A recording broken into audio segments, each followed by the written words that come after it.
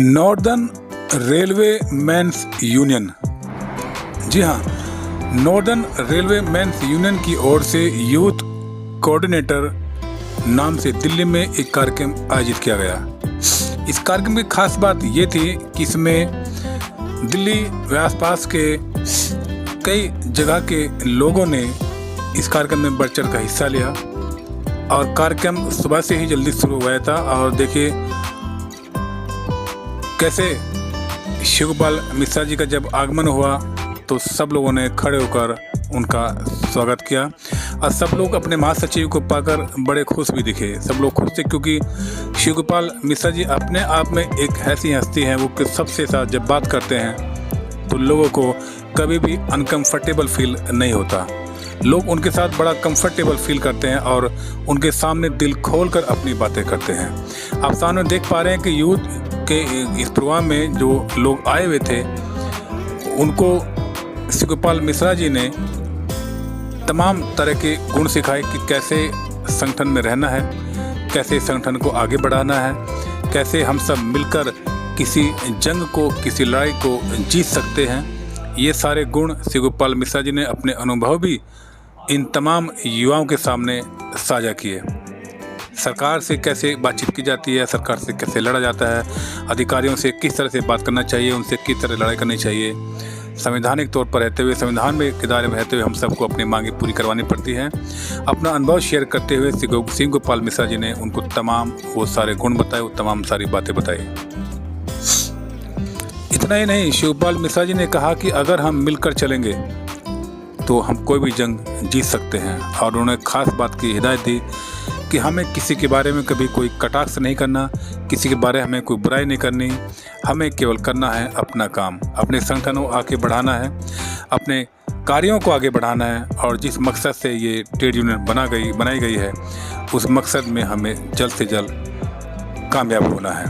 तो शिवगोपाल मिश्रा जी ने काफ़ी देर तक अपने अनुभव साझा किए जिसमें तमाम युवाओं ने बड़े ध्यान से सुना। इसके बाद कई जगह से आए तमाम युवाओं ने अपनी अपनी बातें रखी और फिर राष्ट्रीय अध्यक्ष त्यागी जी ने भी इस मौके पर अपनी बातें रखते हुए लोगों को बताया कि हमको कैसे एक साथ मिलकर रहना। उन्होंने भी लगभग वही बातें रखी कि सरकार से कैसे भिड़ना है, अधिकारियों से कैसे भिड़ना है, कहाँ हमको नरम होना है, कहाँ गर्म होना है। वो सारे अनुभव उनके सामने त्यागी ने रखे और जिनको वहाँ बैठे तमाम युवाओं ने, यानी जो रेलवे के कर्मचारी हैं, अलग अलग क्षेत्रों में जो लोग काम करते हैं, चाहे वो पुरुष हों या महिलाएं हों, उनको तमाम बातें SK त्यागी जी ने खुलकर बताई। और उनका भी एक लंबा अनुभव रहा है रेलवे के यूनियन में और उन्होंने भी इस ख़ास मौके पर अपनी बातें रखी और अपने अनुभव साझा किए।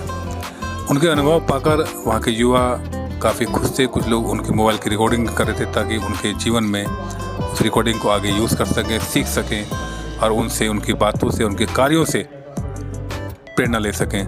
SK त्यागी अपना आप में एक शख्सियत हैं और वो काम को डिले करना पसंद नहीं करते हैं। शिवगोपाल मिश्रा जी की तरह वो भी कोशिश करते हैं किसी की कोई प्रॉब्लम्स है तो उसको जितना जल्द हो सके उसको तुरंत हल किया जाए। हो सके तो अगर ऑन द स्पॉट वो समस्या हल हो सकती है तो उसको वहीं ख़त्म किया जाए ताकि किसी को, क्योंकि लोग देश भर से इनके पास आते हैं और अपनी समस्याएं लेकर आते हैं तो ये जानते हैं कि लोग आना जाना कितना कठिन होता है। तो इन दोनों का ये प्रयास रहता है कि जो भी कर्मचारी है रेलवे का, उनकी समस्याएं हम ऑन द स्पॉट अगर हल कर दें तो उसके लिए ये बहुत बड़ी बात होगी और उसका पैसा, समय दोनों की बचत होगी। इसके लिए ये दोनों खास तौर पर जाने जाते हैं। मिश्रा जी व SK त्यागी जी की बातों को वहाँ बैठे तमाम युवाओं ने बड़े ही ध्यान से सुना क्योंकि उनके बहुत लंबा अनुभव है संगठन को चलाने में, ट्रेड यूनियन को चलाने में और छोटी से छोटी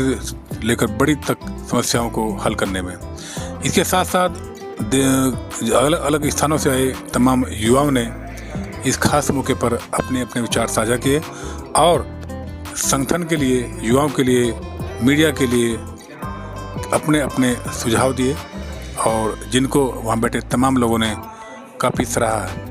और कुछ महिलाओं ने भी इस खास मौके पर अपने सुझाव दिए और अपने अपने विचार साझा किए और संगठन को लेकर के उनके क्या क्या क्रियाकलाप हो रहे हैं, वो क्या क्या कर रहे हैं, इसको लेकर के तमाम लोगों ने अपने अपने जो कार्य क्षेत्र है उनके बारे में वहाँ बैठे तमाम लोगों को जानकारी दी। इसके बाद आइए जानते हैं कि इस खास मौके पर एसके त्यागी ने अपने अनुभव के द्वारा क्या कहा, ये सुनते हैं। इसके अंदर और अभी आप देख रहे थे कि यहाँ पर यूथ कोऑर्डिनेटर प्रोग्राम का यहाँ आयोजन किया गया। जिस तरीके से यूथ को कार्य करना चाहिए, मुझे लगता है उस तरीके से काम नहीं हो रहा है। और ये NRMU का जो एक काम रहा है, क्योंकि मैं आज से नहीं NRMU का जो प्रोग्राम या मतलब जिस तरीके से स्टेज प्रोग्राम है मैं बहुत दिनों से कर रहा हूँ, कई सालों से कर रहा हूँ। और इनके पास जो अपर पदाधिकारी हैं, अगर इनके पास में कोई आ गया वो खाली नहीं लौटता है, उसकी समस्या का समाधान कंपलसरी करना है। इसी बीच हमारे बीच में हैं NRMU के अध्यक्ष एसके त्यागी जी, जो एक बहुत बड़ा नाम है। नाम ही नहीं कि अगर किसी अधिकारी से अगर बात करनी है तो उनके अंदर कोई छल कपट नहीं है। और छल कपट उन्हीं लोगों के अंदर होती है या उन्हीं पदाधिकारियों के अंदर होती है जिनके अंदर थोड़ा सा सेल्फ भावना होती है कि भाई मेरा ये काम करेगा तो ठीक है। लेकिन ऐसा नहीं है।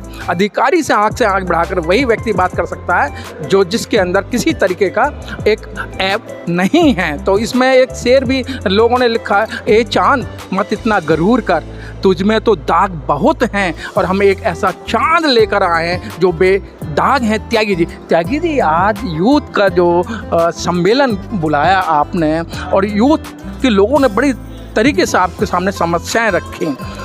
जिस तरीके से यूथ को आप जैसे गार्जियन मिले हैं, लेकिन वो समझने में थोड़ी सी कोताही तो कर रहे हैं, तो क्या कहेंगे इसको लेके?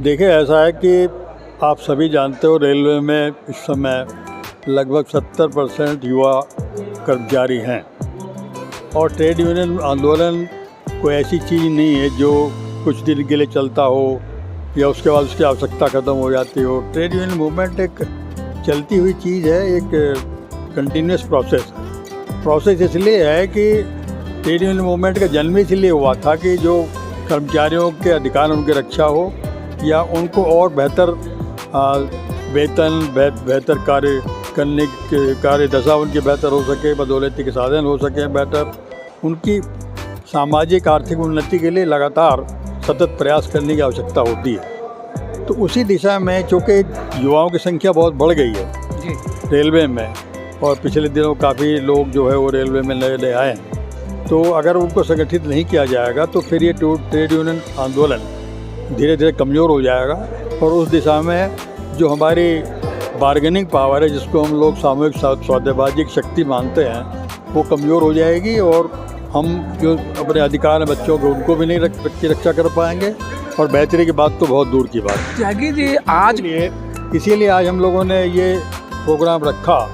हम लोगों ने एक स्ट्रक्चर बनाया था अपने महामंत्री जी के दिशा निर्देश पर कि हर जोन में एक जो है वो युवा कोऑर्डिनेटर होगा, एक सैक कोऑर्डिनेटर होगा, वो हो प्रेफरेबली महिला होगी, और ये सारे के सारे लोग जो है वो 35 साल से कम उम्र के बच्चे होंगे, क्योंकि बच्चे ही बच्चों की भाषा को जल्दी समझ पाते हैं। और आज के बच्चों और पहले लोगों में काफ़ी फ़र्क भी आ गया है, टेक्निकल एडवांसमेंट हो गया है, आईटी इतना ज़्यादा प्रोग्रेस कर गया है कि आज मोबाइल पर सारी दुनिया है। जो बात आपको नहीं पता लगती वो बच्चों को तुरंत पता लग जाती है तो कहाँ पर क्या हो रहा है। तो इसलिए ये बनाए गए हैं और उसी तरीके से इसका स्ट्रक्चर डिवीज़न में, उसी तरह का स्ट्रक्चर शाखाओं में बनाने का प्रयास हो रहा है। डिवीज़न तक तो हम लोग ठीक ठाक बना पाए हैं, लेकिन हमें अभी इस बात पर थोड़ा संतोष नहीं है कि जो हमारा शाखाओं के स्तर पर जिस तरीके से हम लोग चाहते हैं वो हमारा स्ट्रक्चर ठीक से बन नहीं पाया। इसलिए हम लोग ये बेहतर समझा कि अब ये इनको सबको अपने मंडल के कोऑर्डिनेटर्स को बुला करके और उनके जो पुराने हमारे साथी हैं उनको सबको बुला करके बातचीत की जाए और इसको एक नए तरीके से फिर इसको एक्टिवेट किया जाए ताकि ब्रांच स्तर पर भी हमारा संगठन मजबूत हो सके, हम लोग अधिक से अधिक युवाओं को संगठन में जोड़ने में कामयाब। सर अभी देखा गया और जिस तरीके से युवाओं के जो क्वेश्चन आ रहे थे कि वो 1974 की तरफ नहीं जाना चाहते हैं, वो सिर्फ और सिर्फ एक फुलक पकड़ना चाहते हैं। सर अगर जड़ को नहीं पकड़ा जाएगा तो फुलक तक पहुंचना तो बड़ा मुश्किल हो जाएगा ना सर। देखिए, जो भी कौम अपने इतिहास को भूल जाती है वो कौम जो है वो असफलता की तरफ चल देती है। तो ये कहना तो गलत है कि हर एक बच्चा नहीं चाहता कि हमें इतिहास के बारे में जानकारी दी जाए। कुछ लोग हो सकते हैं जो बहुत तत्काल कुछ ना कुछ प्राप्त करने के चक्कर में रहते हों, तो मैं ये नहीं मानता कि लोग अतीत को भूलना चाहते होंगे। लेकिन ये बात भी बहुत ज़रूरी है कि आप करंट अफेयर्स पर जब तक बात नहीं करेंगे तब तक लोगों की रुचि नहीं होगी। जी, करंट अफेयर्स क्या हैं, उनकी अपनी समस्याएं हैं। करंट अफेयर्स क्या है, जो भविष्य है वो उनकी चिंता का विषय है। तो इन सब बातों पर चर्चा होनी चाहिए। और ये बात हमारे साथियों को थोड़ा मैंने जैसे बीच में टोक करके को कहा भी था कि क्या आपको एक जानकारी नहीं है कि करंट अफेयर्स में यूनियन या फेडरेशन क्या कर रहा है। अगर आपको नहीं मालूम है तो ये बहुत दुख का विषय है, क्योंकि हर आस्पेक्ट को लेकर के हमारा यूनियन भी और हमारी फेडरेशन हर बात को लेकर के हमेशा जागरूक रही है, हर चीज़ पर तत्परता से काम करने का काम करती है और हर चीज़ के लिए हमेशा से एक आंदोलन खड़ा करने का भी काम करती है जहाँ जिसकी जितनी आवश्यकता होती है। इस मामले आपने देखा अभी पेंशन स्कीम को लेकर के इतना लंबा चौड़ा आंदोलन चला गया। और मैं ये बात दावे के साथ कह सकता हूँ कि अगर ये संगठन मजबूत नहीं हो रेलवे का तो रेलवे भी कब की प्राइवेटाइज हो गई होती। इस बात को समझने की आवश्यकता है। और प्राइवेट होने से कर्मचारियों का नुकसान होगा ऐसा ही नहीं है। प्राइवेट होने के बाद में जो उपभोक्ता हैं वो ज़्यादा परेशान होंगे, क्योंकि बहुत जगहों के उदाहरण है। इंग्लैंड में रेल प्राइवेट हुई तो जिन कंपनियों ने उनको चलाया उन्होंने उससे सिर्फ मुनाफाखोरी की, उन्होंने उसके तरफ ध्यान ही नहीं दिया, उसका मेंटेनेंस कैसे होना चाहिए, सेफ्टी पर ध्यान नहीं दिया गया, लिहाजा एक्सीडेंट होने शुरू हो गए। तो फिर सरकार को निर्णय लेना पड़ा कि नहीं भाई, ये प्राइवेट सेक्टर में नहीं चल पाएगा, इसको दोबारा से गवर्नमेंट सेक्टर में लाया जाए ताकि जो ज़रूरी काम है ज़रूर हो। अब रेलवे में अगर कोई इंजन निकलता है शर्ट से, उसको जो उसके शेड्यूल बने उसको चेक करके निकाला जाता है। गाड़ियाँ जब चलती हैं उसमें भी यही काम होता है। अभी बीच में ठेकेदारी घुस गई है, तो आपने कई बार देखा होगा टॉयलेट में कुछ हो गया, वो मेंटेनेंस ठेकेदार की है, क्योंकि उसकी टेक्नोलॉजी हमें उन्होंने दी नहीं है अभी, तो उनको ठेकेदार के हाल में मेंटेन करते हैं, वो कोताही बरतते हैं, उसका नुकसान हम लोग भुगतते हैं। खान पान सेवा में काफ़ी प्राइवेटाइजेशन हो गया है, आप देखते हैं आए दिन उसकी भी जो है शिकायतें मिलती रहती हैं। पेट्रोल में प्राइवेटाइजेशन हो गया है, तो आए दिन शिकायतें मिलती हैं, चद्दर गंदी थी, फटी हुई थी, ये कंबल ऐसा था। तो जितनी चीज़ें भी निजी क्षेत्र में जा रही हैं उनकी क्वालिटी में दिन ब दिन गिरावट आ रही है, बजाय इसके कुछ सुधार हो रहा है। इसलिए रेलवे को सरकारी क्षेत्र में बना के रखा जाए, इसके लिए भी आंदोलनों को मजबूत रखने की आवश्यकता है। इससे उपभोक्ताओं का भी हित है और कर्मचारियों का हित तो होगा। बहुत बहुत धन्यवाद आपसे एस.के. त्यागी जी, जो निष्पक्ष बात कहते हैं और युवाओं का भला कैसे होगा वो रात दिन चिंता करते हैं और रेल कैसे आगे बढ़ेगी। कैमरामैन जयराम के साथ मनोज पिप्पल, NRMU ऑफिस, दिल्ली से। 2 दिन तक चले इस कार्यक्रम में रेलवे के अलग अलग डिपार्टमेंट के युवाओं ने अपनी अपनी बातें रखी, अपनी अपनी समस्याएं रखी और कई लोगों ने इस मौके पर अपने अपने सुझाव भी साझा किए, सुझाव भी बताए कि संगठन को लेकर के कैसे आगे बढ़ सकते हैं, या वह अपने अपने इलाकों में संगठन को लेकर के युवाओं में किस तरह की चेतना जगा रहे हैं या जगा रहे हैं। इसको लेकर के भी कई लोगों ने अपने विचार साझा किए। संगठन लगातार बढ़े और संगठन से जुड़े लोगों ही नहीं बल्कि रेलवे से जुड़े तमाम कर्मचारियों की अगर कोई भी समस्या है तो उसका निदान जल्द से जल्द कैसे किया जाए, इसको लेकर के संगठन ने मजबूती से अपनी बातें रखी। NRMU के सर्विस सभा कहने जाने वाले या गार्जियन कहे जाने वाले शिव गोपाल मिश्रा ने भी हालांकि इस मौके पर अपने विचार साझा किए, वो भी हम आपको दिखाएंगे। लेकिन उससे पहले हम आपको बता दें कि युवाओं में जिस तरह का जोश था, जिस तरह की उमंग थी, वो इस बात से जाहिर हो रही थी कि वहाँ तमाम बैठे युवा अपने युवा साथियों की बातों को बड़े ही ध्यान से सुन रहे थे। आइए अब सुनते हैं गार्जियन गोपाल मिश्रा जी को। और आज हम NRMU ऑफिस के अंदर और हमारे बीच इन शख्सियत को आप देख रहे हैं, NRMU के गार्जियन और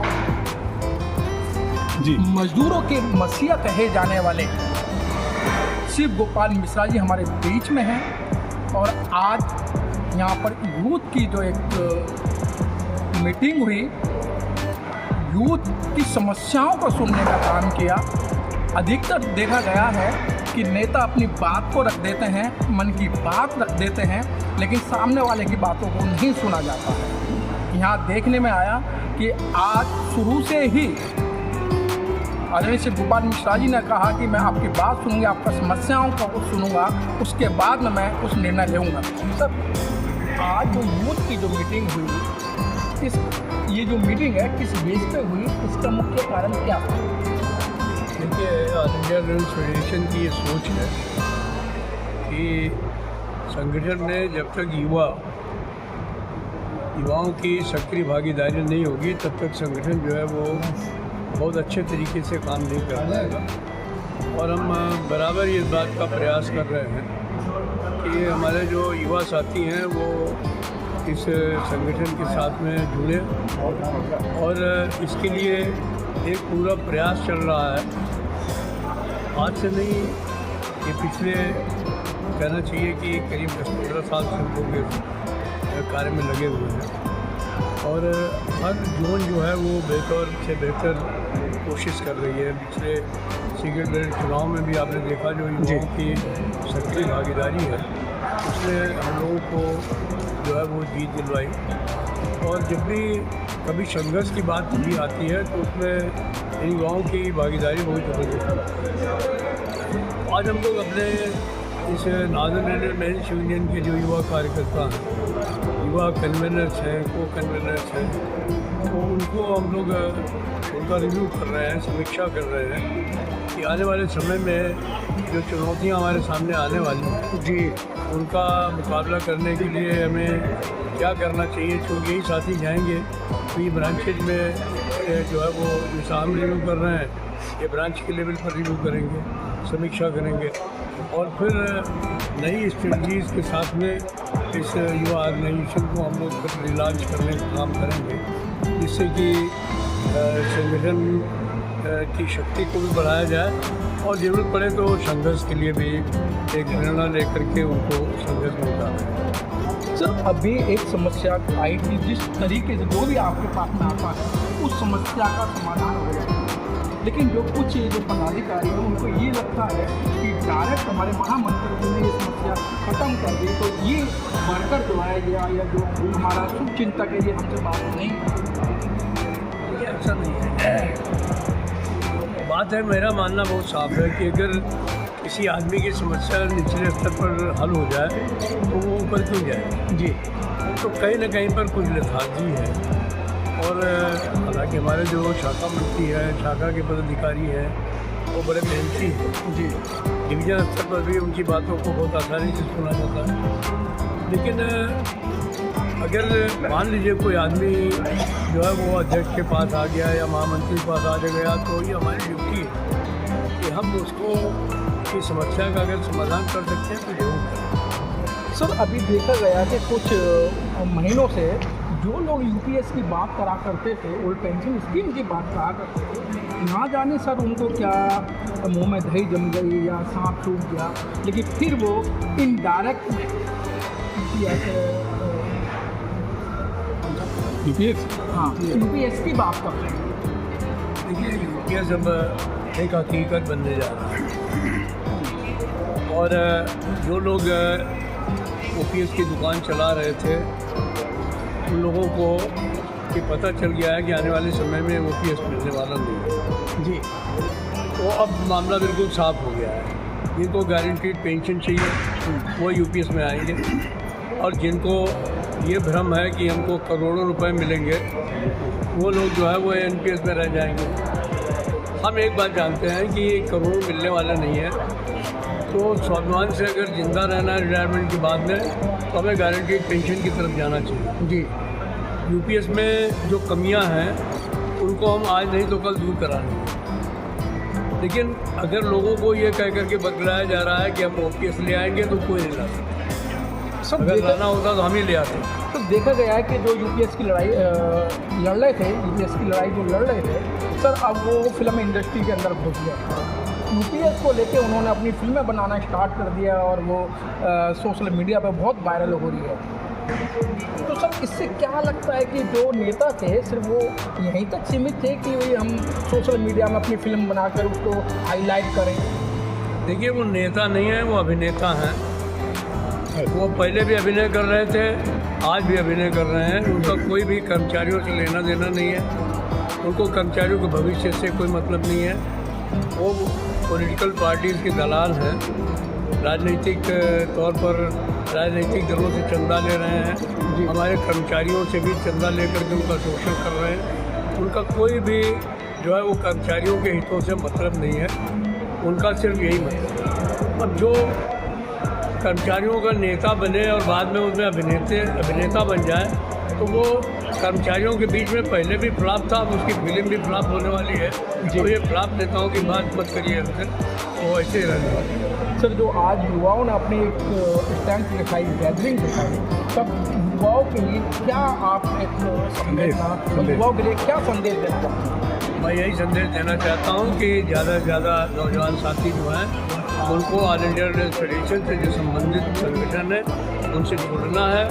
वो जुड़े भी हुए हैं, उनमें विश्वास रखना है और हम उनको ये विश्वास दिलाते हैं कि उनके भविष्य के लिए सबसे सुरक्षित स्थान अगर है ऑल इंडिया रेडियो फेडरेशन और उससे जो संबंधित संगठन है वही है, और हम निश्चित तौर पर उनके भविष्य के लिए लड़ते हैं। बहुत अच्छी बात कि शिव गोपाल मिश्रा जी को मजदूरों का मसीहा यूं ही नहीं कहा जाता है। जो भी छोटा वर्कर हो या बड़ा वर्कर हो, अगर एक बार अपनी समस्या को लेके आ गया तो दरवाजे से वो खाली नहीं जाता है। उनकी हर समस्या का समाधान होता है। कैमरामैन जयराम के साथ मनोज पिप्पल, NRI ऑफिस, दिल्ली।